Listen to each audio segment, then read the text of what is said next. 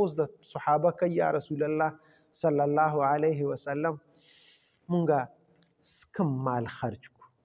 د الله په لار کې څه صدقه وکړو نو پیغمبر علیه السلام ورته جواب ورکوي خو د هغوی د سوال موافق نه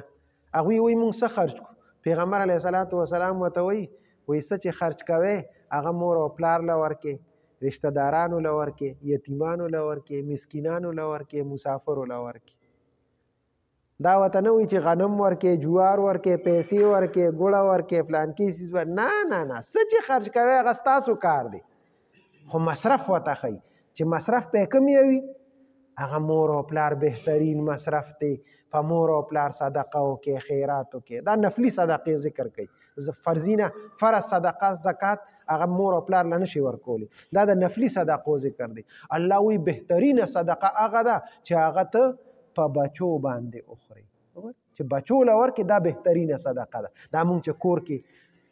روټۍ راوړو بازار نه سودا راوړو خپلو بچو له د دې نه بهترینه صدقه بله نشته بس دا ښه صدقه ده او مصرف هم دغه ښه مصرف دی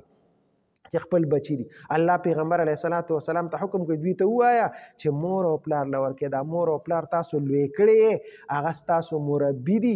رب مجازي دي نو هغوی باندې اخرى تاسو یې پرورش کړی دی اوس بوډاګان شوي دي سپینګیري شوي دي کمزوري شوي دي اوس یې تاسو امداد وکړئ تاسو پې خرچه وکړئ صدقه ورسره وکړئ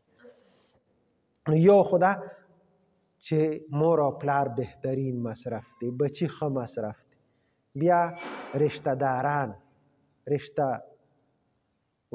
دارو باندې صدقه کې دو ثواب دي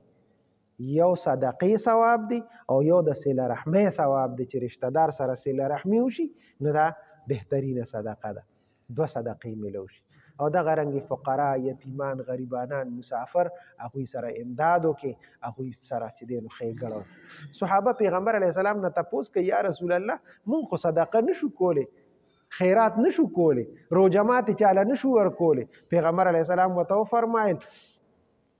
د قجوري یو حصه دی ولې نه وي په هغې باندې صدقه وکړئ روژه ماتي د روژهدار له روژه ماتې ورکړي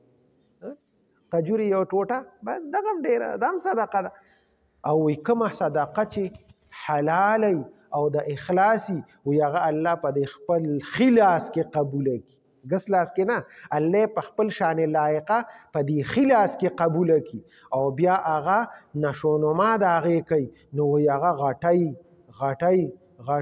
هغه لږه صدقه د احد د غر عمره کړي دا د الله مهرباني وي الله هغه صدقه زیاتی نو وی صدقه کوي که لږه یو که ډېری الله ورته پیغمبر علیه السلام ورته مصرف وښوده چې خپل مور او پلار او رشته دارانو سره حسن سلوک وکړي او ګوره